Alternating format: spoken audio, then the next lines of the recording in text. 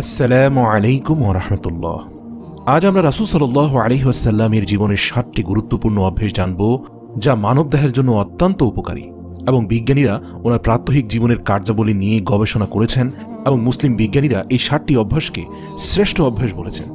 ১. সকাল সকাল ঘুম থেকে জাগ্রত হওয়া। মহানবী হযরত মুহাম্মদ সাল্লাল্লাহু আলাইহি ওয়াসাল্লাম তাড়াতাড়ি ঘুম থেকে জাগতেন এবং দিনের কাজ শুরু করতেন। আজ বিজ্ঞান প্রমাণ করে যে সকাল সকাল ঘুম থেকে জাগ্রত হওয়া মানুষের মধ্যে প্রোডাক্টিভিটি বেশি থাকে এবং সেই সঙ্গে যারা দ্রুত ঘুম থেকে উঠে তাদের হতাশা কিংবা দুশ্চিন্তাগ্রস্ত হওয়ার সম্ভাবনাও কম থাকে। ২. স্বল্প আহার গ্রহণ। মহানবী হযরত মুহাম্মদ সাল্লাল্লাহু আলাইহি ওয়াসাল্লাম রোগ ও অসুস্থতা প্রতিরোধ করার জন্য কম খেতেন।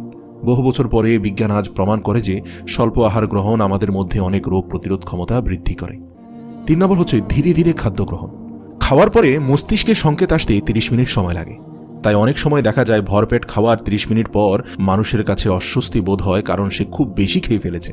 তাই পেট খালি থাকতেই খাবার বন্ধ করা উচিত। দেখবেন ৩০ মিনিট পরে আপনার মনে হবে আপনার পেট পূর্ণ হয়ে গেছে। অথবা ধীরে ধীরে খাবার গ্রহণ করতে পারেন, যার ফলে আপনি বুঝতে পারবেন আপনার পেট ভরে গেছে। পরিবারের সঙ্গে খাবার খাওয়া। আমাদের নবী সাল্লাল্লাহু আলাইহি ওয়াসাল্লাম সব সময় পরিবারের সবাইকে একসঙ্গে সাথে নিয়ে খাওয়ার ব্যাপারে উৎসাহিত করতেন। আজ বিজ্ঞান বলে যে পরিবারের সবাই একসঙ্গে খাবার খেলে অনেকাংশে মানসিক চাপ কমে যায়। ৫ নম্বর হচ্ছে ৩ শ্বাসে পানি পান। মহানবী সাল্লাল্লাহু আলাইহি ওয়াসাল্লাম ৩ শ্বাসে পানি পান করতেন। এটা সুন্নাহ। আজ বিজ্ঞানীরা দাবি করে যে একসঙ্গে পানি পান করলে আমাদের ব্লাডের ইলেকট্রোলাইটগুলো ইনক্রিজ হয়ে যায়, অর্থাৎ বেড়ে যায়। এর ফলে মাথা ব্যথা, মাথা ঘোরানো এবং ভারসাম্যহীনতার সৃষ্টি হতে পারে। রোজা রাখতেন। রাসূল সাল্লাল্লাহু আলাইহি ওয়াসাল্লাম মুসলমানদেরকে রমজান মাসে রোজা রাখতে বলেছেন এবং তিনিও নিয়মিত রোজা রাখতেন।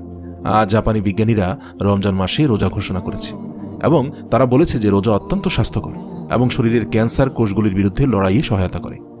৭ নম্বর হচ্ছে সুস্থ থাকা। ইসলামের ৫টি স্তম্ভের মধ্যে ৩টি মানুষকে শারীরিকভাবে ফিট এবং সুস্থ রাখে। নামাজ আদায় করাটাও একটা শারীরিক ব্যায়াম। বিজ্ঞান অবশ্যই আমাদের হৃদয় এবং মস্তিষ্ক সুস্থ রাখতে প্রতিদিন ব্যায়াম করার পরামর্শ দিয়ে থাকে। নিয়মিত ৫ ওয়াক্ত নামাজ আদায় করাটা একজন মানুষের শারীরিক ব্যায়ামের প্রয়োজন পূর্ণ করতে পারে। মহানবী সাল্লাল্লাহু আলাইহি ওয়াসাল্লামের অভ্যাসগুলো যদি আমরা আয়ত্তে আনতে পারি, তাহলে একই সঙ্গে তার সুন্নতের অনুসরণের পাশাপাশি আত্মিক পরিশুদ্ধির পাশাপাশি শারীরিকভাবেও সুস্থ ও সবল থাকতে পারব। আল্লাহ তাআলা আমাদের সবাইকে তৌফিক দান করুন যেন আমরা রাসূল সাল্লাল্লাহু আলাইহি ওয়াসাল্লামের বর্ণিত এই ৭টি বিধান অন্তত বিশেষ গুরুত্বের সাথে পালন করতে পারি এবং দুনিয়া ও আখিরাতের কল্যাণ হাসিল করতে পারি।